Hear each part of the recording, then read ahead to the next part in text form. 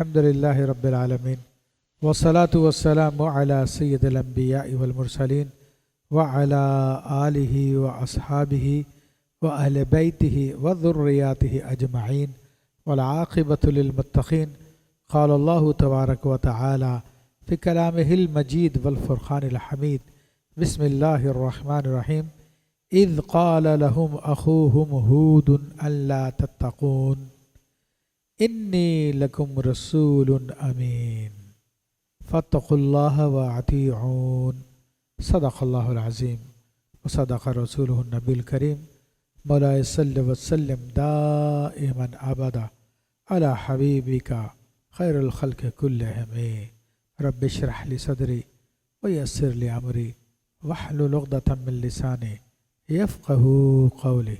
تمام حضرات ایک مرتبہ محبت سے درود پاک پڑھیے۔ اللہم صلی علی سیدنا مولانا محمد معدن الجود والکرم وعالی وبارک وسلم صلاۃ و سلام علیک یا سید یا رسول اللہ وعلی آلک واصحابک نور اللہ۔ معزز حاضرین کرام، میں نے آپ کے سامنے اللہ تعالیٰ کے فضل و کرم سے سورۃ الشعراء کے 7ویں رکوع کی ابتدا کی ہے اور یہ آیت نمبر 124، 125 اور 126 کی تلاوت کی۔ الحمدللہ رب العالمین۔ تو ان آیات کا ترجمہ و تفسیر کرنے سے پہلے گزشتہ درس کا خلاصہ عرض کر دوں کہ اللہ تبارک و تعالیٰ نے حضور نبی کریم رؤوف الرحیم صلی اللہ تعالی علیہ وآلہ وسلم کی تسلی کے لیے گزشتہ انبیاء کرام کے واقعات بیان کیے، جن میں سب سے پہلے حضرت موسیٰ علیہ السلام کا واقعہ بیان کیا، اس کے بعد سیدنا ابراہیم علیہ السلام کا واقعہ بیان فرمایا، اور اس کے بعد حضرت سیدنا نوح علیہ السلام کا واقعہ بیان فرمایا، اور تینوں واقعات کے ذریعے اس بات کی اس کو کھلے لفظوں میں بیان کیا کہ انبیاء کے ساتھ یہ معاملات ہوتے ہیں۔ انبیاء سچی تعلیم کے ساتھ اپنی قوموں کے پاس آتے ہیں، مگر جو کفر کے عادی ہو چکے ہیں، جو سراپا شیطان ہو چکے ہیں، اور اپنی دنیا ہی کو، اپنے خواہشات نفسانی ہی کو سب کچھ سمجھ رکھا ہے، تو وہ پھر ان تعلیمات کو مانتے نہیں ہیں۔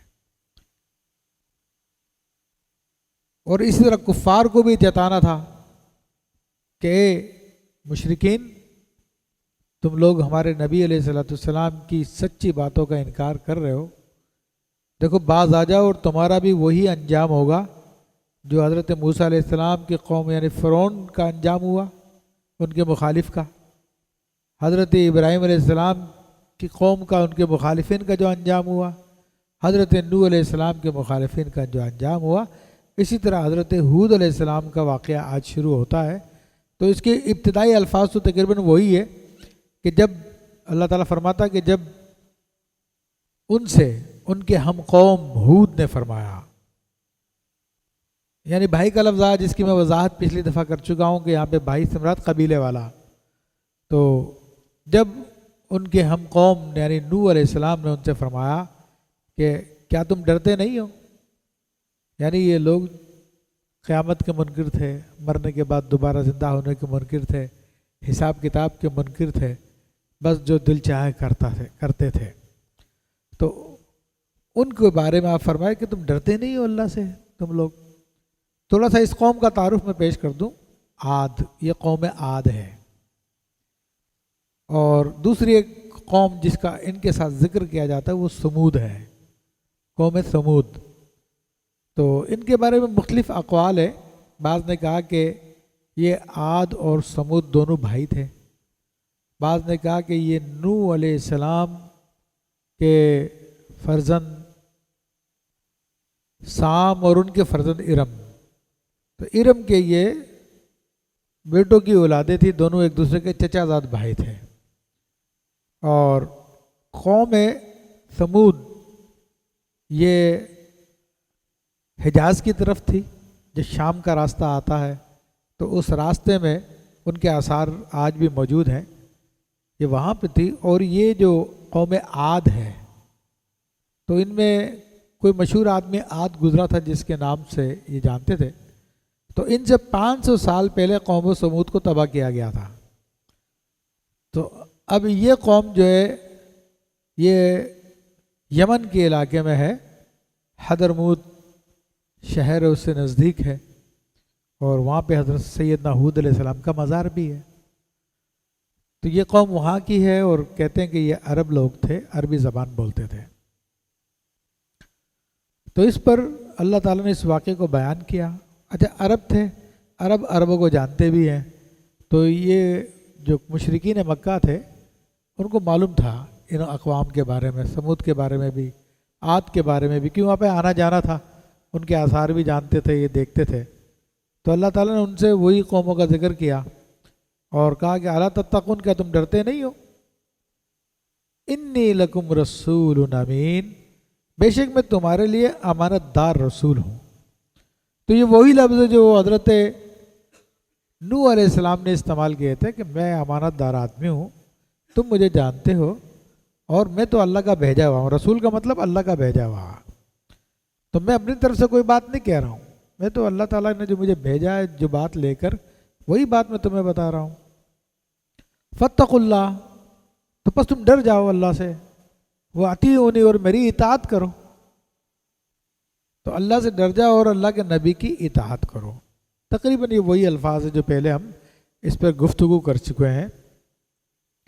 پھر فرمایا کہ وما اسألکم علیہ من اجر، میں تم سے اس پر کچھ اجرت نہیں مانگتا.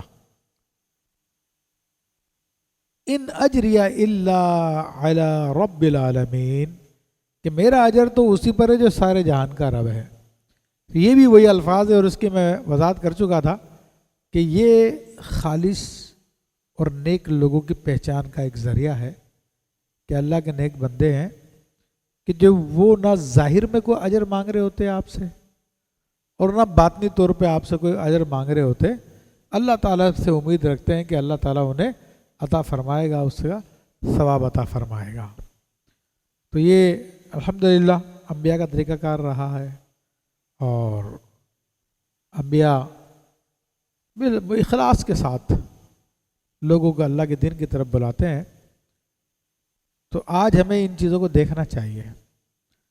اب یہاں پہ ایک چیز ضرور میں نے دیکھی ہے کہ بہت سارے ایسے لوگ ہیں جو ظاہری طور پہ کوئی اجرت نہیں لیتے، کہتے نہیں ہمیں کوئی اجرت نہیں چاہیے، ہم جو کچھ کام کر رہے ہیں اللہ کے لیے کر رہے ہیں. لیکن ان کا مقصد اس سے یہ ہوتا ہے کہ ان کے زکوٰۃ، ان کے صدقات، ان کے فطرات، یہ ساری کی ساری چیزیں ہمیں مل جائیں. پھر وہ اسی زکوٰۃ، فطرات، صدقات کو ہیلے کر کے اپنے گھر بنا رہے ہوتے ہیں، اپنی منزلیں بنا رہے ہوتے ہیں، جتنے ملازمین رکھے ہوتے ہیں ان سب کی تنخواہیں نکال رہے ہوتے ہیں، لوگوں پر یہ روب مار رہے ہوتے ہیں کہ ہم کچھ بھی نہیں لیتے جی، ہم تو کچھ بھی نہیں لیتے. اور لمبی چوڑی عبارتیں لکھی ہوتی ہے کہ ہمیں ہر قسم کی اجازت ہو آپ کا پیسہ استعمال کرنے کی، ہم جس کام میں جہاں چاہیں، جس طرح چاہیں، جو چاہیں استعمال کر لیں. تو یہ ظاہری میں تو اجر نہیں ہے، لیکن باطن میں پورا اجر ہے. تو یہ سارے کے سارے معاملات ہیں. اللہ تبارک و تعالی ہم سب کو سمجھنے کی توفیق عطا فرمائے اور غلط راستے سے صراط مستقیم کی طرف لے کر آئے. تو وہ جو اللہ کے لیے کام کرنے والے ہوتے ہیں وہ کسی قسم کا لالچ رکھتے ہی نہیں ہے. وہ کہتے ہیں جو کچھ ہے ہمارے رب کے لیے ہے، ہمارا رب ہی ہم کو دینے والا ہے اور وہی سارے کام کرنے والا ہے. تو یہ انبیاء کرام علیہ السلام کا طریقہ کار رہا. فرمائے کہ اتبنون بکل ریع آیۃ تعبثون، کیا ہر بلندی پہ ایک نشان بناتے ہو راہگیروں سے ہنسنے والا. تو اب یہ تو امام علیہ سنت نے ترجمہ کیا، لفظی ترجمہ کیا جائے، کیا تم بناتے ہو ہر بلندی پہ ایک نشان تاکہ تم لو لعب کر سکو، کھیل کود کر سکو. تو اب یہ جو قوم عاد تھی ان لوگوں کی عادت تھی کہ یہ لوگ ٹیلوں پر اونچی اونچی عمارتیں بناتے تھے. اب ان عمارتیں بنانے کا مقصد کیا تھا؟ تو بہرحال مفسرین نے مختلف اقوال لکھے ہیں. ان میں سے بعض نے کہا کہ یہ لوگ وہ اونچی عمارت بناتے تھے، پھر اس میں ان کے لوگ کھڑے ہوتے تھے پھر جو کوئی گزرتا تھا وہاں سے اس کا مذاق اڑایا کرتے تھے، آوازیں کسنا، دیگر کام کرنا۔ اور بعض نے کہا کہ یہ کبوتر رکھا کرتے ہیں، وہاں پہ کبوتر بازی کرتے تھے۔ بعض نے کہا کہ یہ بلڈنگ بناتے تھے تاکہ ستاروں کو دیکھیں، حالانکہ ان کو ضرورت نہیں تھی کسی چیز کی۔ تو بہرحال جو مشہور اس کی تفسیر ہے امام اہل سنت نے اسی کے مطابق ترجمہ فرمایا کہ تم ہنستے تھے، ہنسنے کے لیے، راہگیروں پہ ہنسنے کے لیے، گزرنے والوں پہ ہنسنے کے لیے تم نے یہ بلڈنگ بنائی ہوئی تھی۔ تو مختلف قسم کے یہ بناتے تھے۔ تو اس میں اللہ تبارک و تعالیٰ نے ان کی ایک بری عادت کا ذکر کیا، اور یعنی لہو لعب کرنا، لہو و لعب، تو جس کا ہمارے یہاں پہ مشہور ہے یہ لفظ لہو لعب کرنا، یعنی اس کو آسان لفظوں میں یوں سمجھ لیجئے کہ کوئی ایسا کام جس میں نہ تو دنیا کا جائز نفع ہو اور نہ ہی آخرت کا کوئی نفع ہو، تو وہ لہو و لعب میں آتا ہے۔ اور ایسا کام جس میں یا تو دنیا کا جائز نفع ہو یا آخرت کا نفع ہو، اور اس کی وجہ سے آپ کے فرائض و واجبات میں کوئی فرق نہ پڑے، تو وہ لہو لعب میں داخل نہیں ہے۔ حتیٰ کہ بعض علماء نے یہاں تک لکھا کہ اگر کوئی نوافل پڑھتا ہے اور جناب اتنے لمبے لمبے نوافل پڑھتا کہ فرض کا ٹائم نکل جاتا ہے، تو وہ بھی اس کے لیے لہو لعب ہے، یہ ثواب کا باعث نہیں، گناہ کا باعث ہے۔ تو اب اس ڈیفینیشن کے مطابق آپ تمام کاموں پہ غور کر سکتے ہیں، اور آج ہمارے یہاں پہ لہو لعب بہت عام ہے، گانے، باجے، فلمیں، ڈرامے اور تمام قسم کے اسپورٹس جو ہمارے یہاں پر ایک ملکی سطح پہ کھیلے جا رہے ہیں، ان سب کے اندر آپ دیکھ لیجئے کرکٹ کھیلنا شروع کرتے ہیں، ٹی ٹائم ہوتا ہے، لنچ ٹائم ہوتا ہے، نمازوں کا وقفہ نہیں ہوتا، نمازوں کی کوئی پرواہ نہیں ہوتی، نہ لوگوں کو پرواہ ہوتی، نہ کسی کو پرواہ ہوتی۔ اسی طرح پورے دن لگے رہتے ہیں، صرف دنیا مال کمانے کے لیے ہو رہا ہو، اور اس طرح سے مال کمانا جس سے آپ کے دین کی غفلت پائی جائے، یا جس کی وجہ سے آپ کے پیدا کرنے کا جو مقصد ہے، یعنی اللہ تعالیٰ کی معرفت، اللہ تعالیٰ کی عبادت، اس میں خلل پڑ جائے تو وہ لہو لعب ہے۔ اسی طرح اور بہت سارے گیمز ایسے ہوتے ہیں کہ جن کے اندر جناب وہ نکر پہنی جاتی ہے، آپ کے گھٹنے نظر آ رہے ہوتے ہیں، وہ شرعی طور پہ ناجائز ہے۔ بعض میں جناب منہ پہ مکے مارے جا رہے ہیں، باکسنگ، وہ بھی ناجائز ہے کہ منہ پہ مارنے سے اللہ کے نبی صلی اللہ علیہ وسلم نے منع فرمایا، حتیٰ کہ جانور کے منہ پہ بھی مارنے سے منع فرمایا۔ تو اسی طرح یہ مقابلے کرنا، ریسیں لگانا، کیا مقصد ہے اس کا؟ ہاں یہ ضرور ہے کہ اللہ کے نبی صلی اللہ علیہ وسلم نے فرمایا کہ مومن کا ہر کام لہو لعب ہے سوائے 3 کے۔ وہ 3 کام کون سے؟ فرمایا کہ تیر اندازی کرنا، گھڑ سواری کرنا، اور اپنی بیوی سے دل لگی کرنا، محبت کی بات کرنا۔ کہا یہ لہو جائز ہے، باقی سب منع ہے۔ تو آج آپ اس ڈیفینیشن میں دیکھ لیجئے، لوگوں نے بڑی ریسوں کے مقابلے کرتے ہیں، اور جب ان سے کہا جاتا ہے کہ بھائی یہ تو لہو لعب ہے، کہلے نہیں جی، گھڑ سواری کرنا تو حدیث سے ثابت ہے۔ ابے بھائی وہ حدیث شریف میں جو گھڑ سواری کا فرمایا، وہ تو اس لیے فرمایا تھا کہ وہ آلائے جہاد تھا، تاکہ مسلمان جب گھوڑے چلائیں گے تو جہاد کرنے کا فن ان کو آئے گا۔ لیکن تم جو عام روٹین کی جو گاڑیاں ہوتی ہیں، جو لگژری گاڑیاں ہوتی ہیں اور جو ریسنگ میں یوز کی جاتی ہیں، وہ کب جہاد میں استعمال ہوتی ہے؟ ہم نے تو نہیں دیکھا کوئی پراڈو کو لے کر یا کوئی اور فارچونر کو لے کر یا اور کوئی اچھی گاڑی کو لے کر جناب جہاد کرنے جا رہا ہوں۔ اگر تمہیں جہاد والی گاڑی چلانی ہے تو پھر جاؤ پاکستانی فوج میں شامل ہو جاؤ، وہاں پر جا کے تم ٹینک چلانا سیکھو، توپ چلانا سیکھو، دوسری گاڑیاں جو ہوتی ہیں، جو جیپیں ہوتی ہیں ان کی، وہ چلانا سیکھو جو جنگ کے اندر کام آتی ہے۔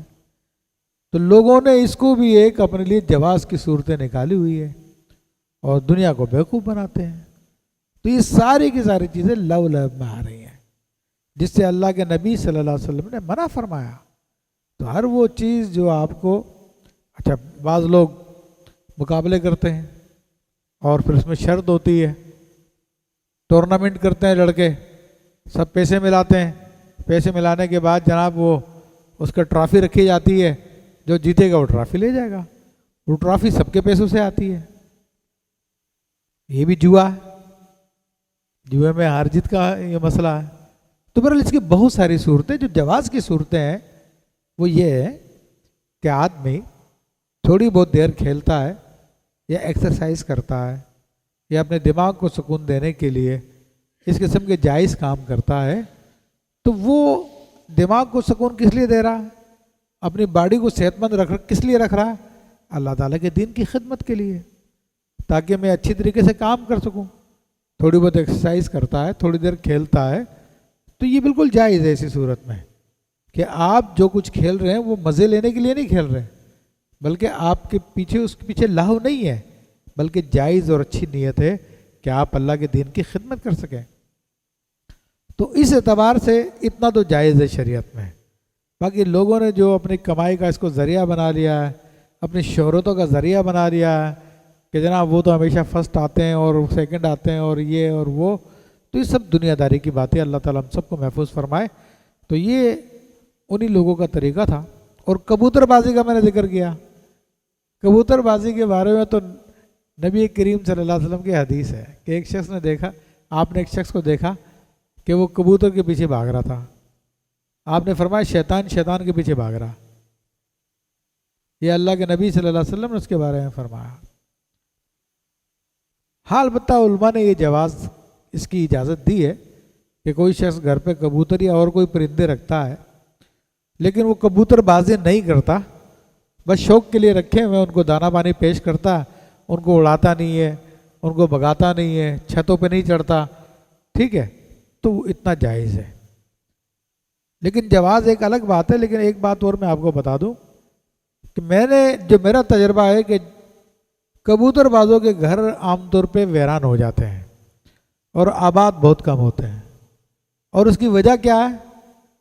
اس کی وجہ یہ ہے کہ کبوتر کی جو تسبیح ہے وہ ہو ہے، ہو کبوتر کی آواز سنیں گے تو ایسی آواز آئے گی۔ تو یہ ہو جو ہے نا، یہ اللہ تعالیٰ کا نام ہے، لیکن یہ تسبیح ہر ایک کو تعلیم نہیں کی جاتی۔ اس تسبیح کا اگر ورد بھی کرایا جاتا ہے تو ان کو تنہائی آبادی سے دور کر کے کرایا جاتا ہے، کیونکہ یہ ذات ہے، اور جب ذات کا ذکر کیا جائے گا تو پھر یہ ساری چیزیں ختم ہو جاتی ہیں۔ تو اس لیے اکثر ہمارا تجربہ تو یہی ہے کہ جو کبوتر بازی میں لگے ہیں، یہ جنہوں نے کبوتر رکھے ہیں، اگرچہ کہ کبوتر بازی نہیں کرتے لیکن دیکھا کہ بعد میں ان کے گھر آباد نہیں رہتے، تو تجربے کی بات ہے۔ تو بہرحال یہ چند ایک باتیں میں نے آپ کے سامنے ذکر کی اس حوالے سے، ورنہ اس پہ تو بہت زیادہ گفتگو کی جا سکتی ہے۔ تو ایک تو ان کی یہ خرابی بیان کی کہ تم لو لعب کے لیے بلڈنگیں بناتے ہو، تو اور اچھا بلڈنگ بنانا بھی اسلام میں کوئی منع نہیں ہے، لیکن ضرورت کے تحت، بغیر ضرورت کے شریعت اس کو پسند نہیں کرتی، اور بغیر ضرورت کے ایسی سجاوٹیں کرنا جس کی ضرورت نہیں ہے اس کو بھی اللہ کے نبی صلی اللہ علیہ وسلم نے پسند نہیں کیا، بلکہ حدیث شریف ہے کہ مدینہ منورہ میں ایک مرتبہ سرکار دو عالم صلی اللہ علیہ وسلم نکلے تو ایک شخص نے اپنے گھر پہ گنبد بنایا ہوا تھا، تو آپ علیہ الصلوۃ والسلام نے اس کو دیکھا اور ناپسند کیا۔ پھر اس کے بعد آپ علیہ الصلوۃ والسلام تشریف لے آئے۔ جب وہ شخص ملنے کے لیے آیا، اس نے سلام کیا تو آپ نے سلام کا جواب نہیں دیا۔ اس نے کئی مرتبہ سلام کیا مگر آپ نے سلام کا جواب نہیں دیا۔ اس پر وہ شخص بڑا پریشان ہوا، انہوں نے لوگوں سے پوچھا کیا معاملہ ہوا؟ انصاری صحابی تھے، تو انہوں نے کہا کہ اصل میں نبی علیہ الصلوۃ والسلام نے تمہارے گھر کا گنبد دیکھا، تو اس وجہ سے سرکار دو عالم صلی اللہ علیہ وسلم ناراض ہے۔ انہوں نے کہا اچھا یہ بات ہے۔ وہ گیا، اس نے جا کے پوری بلڈنگ گرا دی اپنی، کہ اللہ کے نبی ناراض ہو رہے ہیں مجھ سے اس کی وجہ سے۔ پھر جب وہ واپس آیا، آپ علیہ الصلوۃ والسلام نے دیکھا تو آپ نے پھر اس کو بلوایا، تو آپ خوش ہوئے اس پر، تو گھر جو بنائے جاتے ہیں ضرورت کے تحت بنائے جاتے ہیں، لیکن اب ضرورتیں کم ہو گئی ہیں، اب دکھاوا زیادہ ہو گیا، شوشہ زیادہ ہو گیا کہ جناب جو بھی گزرے تو بس یہاں پہ ٹھہر جائے اور آگے تعریف کرے یار کیا چیز بنائی ہے، کیسی بنائی ہے۔ تو یہ وہ چیز ہے کیونکہ جو انسان کو آخرت کی تیاری سے روک دیتی ہے، اسی دنیا میں مشغول کر دیتی ہے، تو اس لیے اللہ تعالیٰ اسی چیزوں کو ناپسند فرماتا ہے۔ فرمایا وَتَتَّخِذُونَ مَصَانِعَ لَعَلَّكُمْ تخلدون، اور مضبوط محل چننے والے ہو اس امید پر کہ تم ہمیشہ رہو گے۔ تو یہ بھی دیکھیں بلڈنگ کا ذکر آ گیا، اتنے مضبوط گھر بناتے ہو کہ گویا تم ہمیشہ رہو گے۔ تو اس سے مراد وہ محلات ہیں جو رہنے کی غرض سے ایک بنائے جاتے ہیں، آدمی مضبوط گھر بنائے جو وقت کی ضرورت ہوتی ہے اس کے اعتبار سے بنا رہا تو اس میں کوئی حرج نہیں ہے۔ یعنی یہ نہیں کہا جائے گا کہ آج کہ تم یہاں پہ جھوپڑی بنا کے رہنا شروع کر دو، جو وقت کی ضرورتیں ہوتی ہیں آدمی اس کے مطابق بنائے، لیکن اس کے اندر بھی پھر لوگ آگے سے آگے بڑھ کے کر رہے ہوتے ہیں اور اس کے اوپر فخر کر رہے ہوتے ہیں کہ میں نے ایسا گھر بنا دیا۔ اور یہ وہ قیامت کی نشانیوں میں سے ہے۔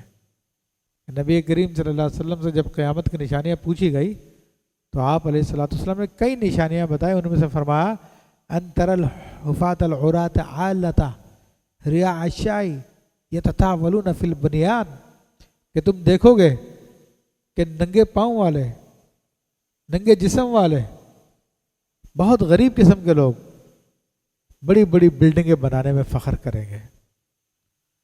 تو آج یہ ایک عام سی بیماری ہو گئی ہے، ضرورت کے تحت وہ بلڈنگ بنائی جائے تو وہ سمجھ میں آتی ہے، لیکن صرف ناموری کے لیے بنائی جائے، دنیا کو دکھانے کے لیے بنائی جائے تو یہ وہ اس کے اندر داخل ہے۔ تو جو مسلمان اپنے ضرورت کے تحت گھر بنا رہے ہیں ٹھیک ہے، اس میں کوئی حرج نہیں ہے، لیکن جو دکھاوے کے لیے کر رہے ہیں یہ انما الاعمال بالنیات۔ فرما کہ وَإِذَا بَطَشْتُمْ جَبَّارِينَ، اور جب کسی پہ گرفت کرتے ہو تو بڑی بے دردی سے گرفت کرتے ہو۔ یہ ان کا تیسرا عیب بیان کیا۔ ان لوگوں کی یہ عادت تھی کہ جب کسی پہ پکڑ کرتے تھے کسی کو تو یا تو اس کو بہت مارتے پیٹتے تھے یا اس کو قتل کر دیا کرتے تھے، اس قسم کے لوگ کام کرتے تھے۔ تو یہ بھی ان کا بہت بڑا عیب تھا، اور شریعت حکم دیتی ہے کہ تم سامنے والا اگر تم پہ زیادتی کرے فَاعْتَدُوا عَلَيْهِ بِمِثْلِ مَا اعْتَدَىٰ عَلَيْكُمْ، کہ تم بھی اس پر اتنی زیادتی کرو جتنی کہ اس نے تم پر کی ہے۔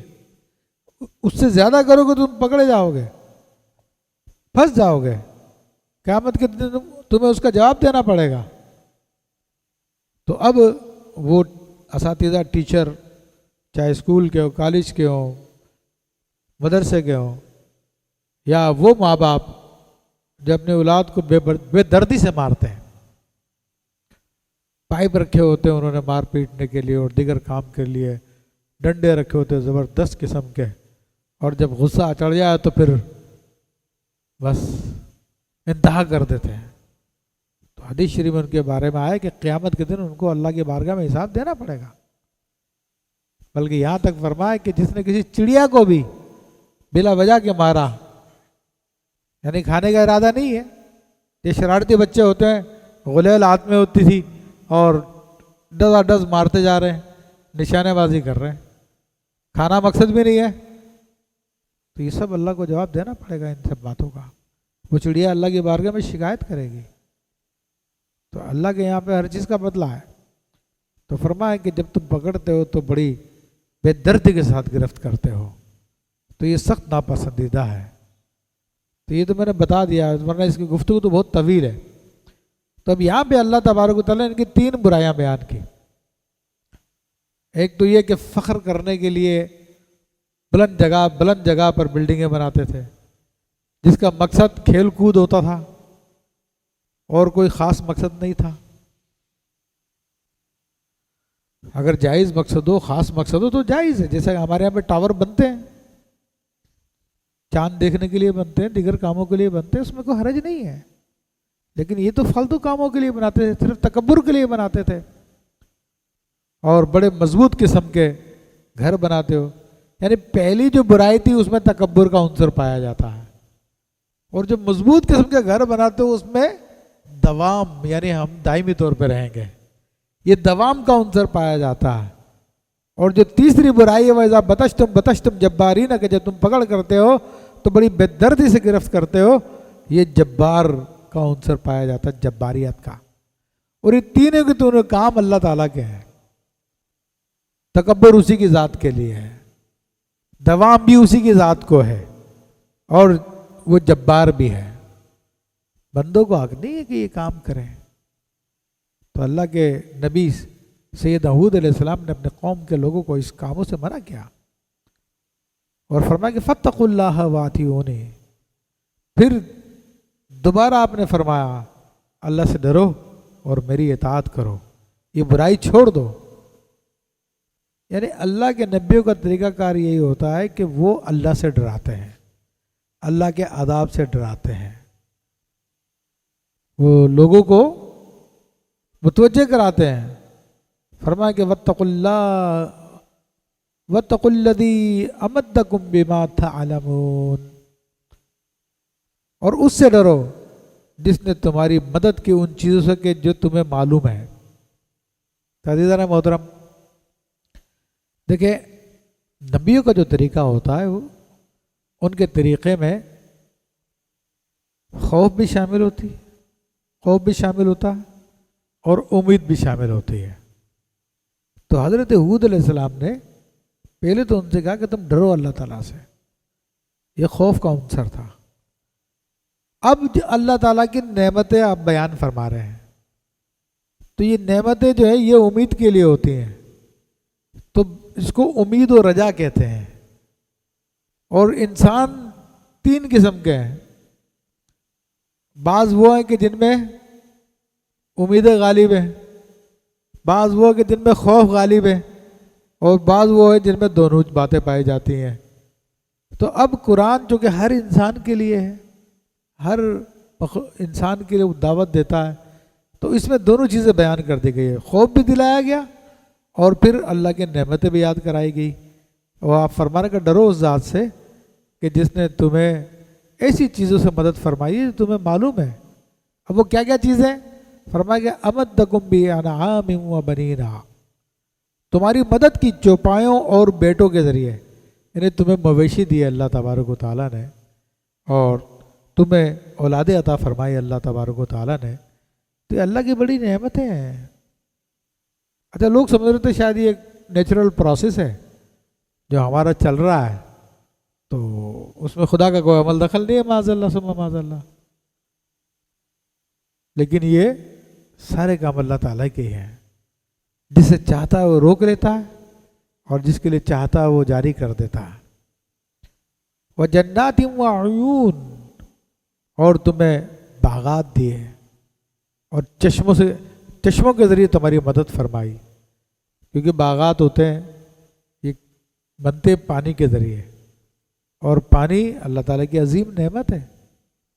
اور یہ جو پانی ہمارے پاس آتا ہے تو ہم تو سمجھ رہے شاید دریاؤں کے ذریعے، نہروں کے ذریعے یہ ہم تک پہنچ جاتا ہے، لیکن بات یہ ہے کہ یہ اللہ تعالیٰ کی عظیم عطا ہے۔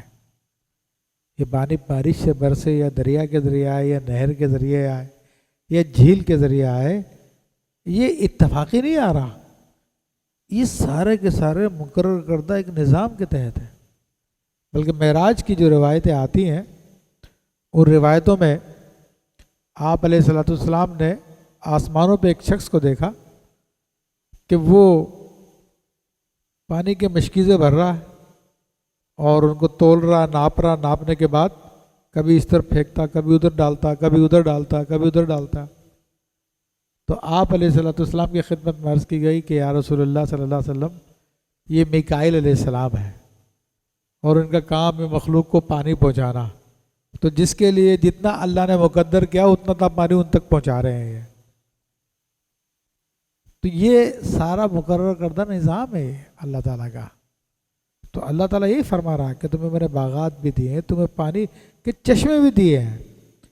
انی اخاف علیکم عذاب یوم عظیم، بے شک مجھے تم پر ڈر ہے ایک بڑے دن کے عذاب کا۔ تو اب یہ آپ نے پوری پوری وصیت کی، نعمتیں بھی یاد دلائی ہیں، اللہ کا عذاب بھی یاد دلایا، سب کچھ ان کو سمجھایا۔ لیکن انسان جب اپنی مستی میں ہوتا ہے اور دنیا کی نعمتیں اس کے پاس ہو رہی ہوتی ہیں تو پھر غور کرنے کے لیے تیار نہیں ہوتا۔ بہت کم ایسے لوگ ہوتے ہیں خوش نصیب جو نعمتوں کی موجودگی میں ہوش کے ناخن لیتے ہیں اور ہدایت کی طرف آ جاتے ہیں۔ اکثر وہ لوگ ہوتے ہیں جب تک نعمتیں چل رہی ہوتی ہے تو وہ کسی بات کو سننے کے لیے تیار نہیں ہوتے۔ تو فرمایا کہ قالوا سواء علینا اوعظت ام لم تکن من الواعظین۔ اب جواب میں کیا بولے برابر ہے، آپ ہمیں نصیحت کریں یا نصیحت نہ کریں۔ بولے ہمیں آپ کی نصیحت کی حاجت نہیں ہے، معاذ اللہ۔ یہ انہوں نے صاف صاف لفظوں میں بول دیا۔ میں بتایا نا کہ یہ مستیاں چڑھی ہوتی ہے اور جب مستی میں ہوتے کچھ سمجھنے کے لیے تیار نہیں ہے، اور آپ کے سامنے یہ سارے کے سارے معاملات ہوتے رہتے ہیں۔ خود اگر آپ ملکی صورتحال پہ بھی دیکھیں تو وہ لوگ جب کل طاقت میں تھے اور جب انہیں کہا جا رہا تھا کہ انصاف سے کام لو، ظلم میں زیادتی مت کرو، تم ماننے کے لیے تیار نہیں تھے، کسی بات کو سننے کے لیے تیار نہیں تھے۔ یہ طاقت ہمارے ہاتھ میں، ہم سب کچھ کر سکتے ہیں، اور انہوں نے نہتے لوگوں پہ گولیاں چلائی، ان کو شہید کیا۔ وہ لوگ جو 70 سال سے مدرسوں میں پڑھاتے رہے، ان کو جیلوں میں ڈال دیا، ان کے ایسا برا حال کیا کہ ان کو بیچاروں کو شہید کر دیا وہاں پہ۔ اس وقت ان کو کوئی افسوس نہیں ہو رہا تھا، تو اللہ تعالیٰ نے راتوں راتوں پھر ان کی حکومت چھین لی، ان کی حکومت کے تختے کو گرا دیا، راتوں کو عدالت لگ گئی اور فیصلے ہو گئے، گدی ختم۔ آج خود دھکے کھا رہے ہیں، دنیا کے سامنے مظلوم بننے کی کوشش کر رہے ہیں۔ تو یہ اللہ تعالیٰ کا نظام ہے۔ اس وقت ان سے کہا جا رہا تھا کہ نہیں جی نصیحت کی کوئی ضرورت نہیں، ہمیں پتہ ہے جی، ہم بڑے سمجھدار ہیں۔ تو یہی ہوتا پھر انجام۔ تو وہ بولے آپ ہمیں نصیحت کریں یا نہ کریں، ہمیں کوئی فرق نہیں پڑتا۔ ان ھذا الا خلق الاولین، یہ تو اگلوں کا طریقہ ہے جو کچھ ہو رہا ہے۔ اب اس کے دو معنی ہیں، یعنی ایک تو ان کے کہنے کا مقصد یہ ہوتا ہے کہ آپ جو میں نصیحتیں کر رہے ہیں، آپ سے پہلے بھی لوگ نصیحتیں کرنے والے آئے تھے، تو آپ وہی کام کر رہے ہیں، کوئی نیا کام نہیں کر رہے۔ اور ایک دوسری بات یہ ہو سکتی ہے اس سے مراد کہ ہم جو کچھ کر رہے ہیں کوئی نیا تھوڑی کر رہے ہیں، ہمارے باپ دادا بھی یہ کرتے رہے، ان کے باپ دادا بھی یہ کرتے رہے، ان کے باپ دادا بھی یہ کرتے رہے، وہ تو نہیں مرے، ان پہ تو کوئی عذاب نہیں آیا، ان پہ تو کچھ بھی نہیں ہوا۔ جب ان پہ کچھ نہیں ہوتا ہمیں بھی کچھ بھی نہیں ہوگا۔ ابھی دونوں معنی اس جملے سے نکلتے ہیں، اور دونوں ہی معنی بہرحال غلط ہیں۔ کہتے وما نحن بمعذبین، ہمیں عذاب نہیں ہونا، ہمیں عذاب نہیں ہونا۔ تو یہی تو مستی ہوتی ہے، طاقت کا نشہ ہوتا ہے نا۔ ارے اپنا کیا بگڑے گا، پورے پاکستان میں لوگ اپنے لیے جان دینے کے لیے تیار ہیں، ہماری حمایت کے لیے تیار ہے، ہمارا کچھ بھی نہیں ہو سکتا۔ لیکن بڑے بڑے طاقتور لوگوں کو دیکھا ہے ملک چھوڑنا پڑ جاتا، ملک سے بھاگنا پڑ جاتا ہے، ناک رگڑنی پڑتی ہے، سارے کام کرنے پڑتے ہیں۔ تو کیونکہ ہر طاقتور کے اوپر ایک طاقتور ہے، تو جب بھی ظلم کرو گے تو اس کا تمہیں حساب دینا پڑے گا۔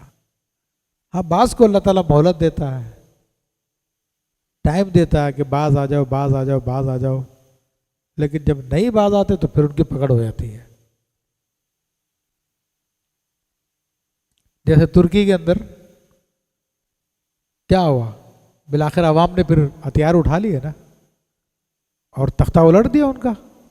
اتا ترک کے زمانے سے جو فوج کا قبضہ تھا اور وہ ظلم پہ ظلم کرتے جا رہے تھے، اسلام پہ پابندیاں لگاتے جا رہے تھے، دیگر کام کرتے چلے جا رہے تھے، یہاں تک کہ میں نے ترکی کے لوگوں کو دیکھا کہ بیچارے وہ کوئی مجھے ازبکستان میں ملا، امامہ میرا اس نے دیکھا آ کے رونے لگا، گلے مل کے اور امامہ چومنے لگا، کہنے لگا ہم لوگ نہیں پہن سکتے یہ. تو اتنا ان کا تسلط تھا. پھر کیا ہوا؟ آج آپ کے سامنے. تو ہر طاقتور کے اوپر اللہ تعالیٰ طاقتور ہے، بعض کو فوراً پکڑ لیتا ہے، بعض کو موقع دیتا ہے. تو فرمایا کہ فَكَذَّبُوهُ فَأَهْلَكْنَاهُمْ، تو انہوں نے اللہ کے نبی کو جھٹلا دیا. تو اللہ فرماتا پھر ہم نے ان کو ہلاک کر دیا. اب یہ جو قوم تھی یہ بڑے مضبوط قسم کے خیمے بنا کے رہتی تھی اور بڑی اونچی انہوں نے بلڈنگیں بھی بنائی ہوئی تھی ٹیلوں کے اوپر. لیکن اللہ تعالیٰ نے کس چیز سے ان کو ہلاک کیا؟ ہوا بھیج دی. ایک ہوا نے آ کے سب کچھ ان کا برباد کر دیا. تو اللہ فرماتا ان فی ذلک لآیہ، بے شک اس میں ضرور نشانی ہے. وما کان اکثرهم مومنین، مگر ان میں سے اکثر مسلمان نہ تھے، یعنی ماننے والے نہیں تھے. مومن کہتے ہیں ماننے والے کو، ایمان لانے والے کو، کہ سب سے بڑی طاقت اللہ تعالیٰ کی ہے. آج تم ظلم کرو گے، تمہیں اس دنیا میں اگر ٹل بھی جائے تو آخرت میں ضرور تمہیں اس کا حساب دینا پڑے گا. تو جو اس بات کو نہ مانے تو اللہ کے قرآن کی روشنی میں وہ مومن نہیں ہے.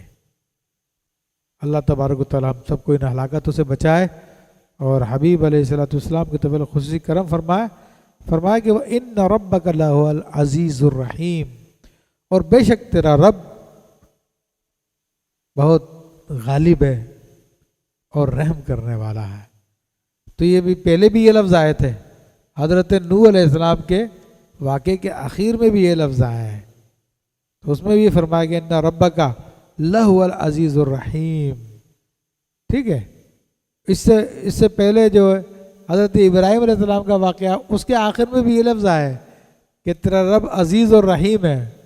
تو اس کا کیا مطلب ہے؟ دو اللہ نے اپنی صفاتیں بیان فرمائی. عزیز مانے غالب کو کہتے ہیں، زبردست کو کہتے ہیں. تو اپنے مخالفوں پہ، اپنے دشمنوں پہ وہ غالب ہے وہ. اور رحیم کن پر ہے؟ اہل ایمان پہ رحیم ہے. ان کی غلطیوں کو کوتاہیوں کو معاف فرما دے گا، لیکن دوسروں کی پکڑ لے گا. وہ اللہ تعالیٰ سے اس کی رحمت طلب کرتے ہیں. اور اللہ ہم سب پہ کرم فرما، فضل فرمائے. آمین بجاہ النبی الامین.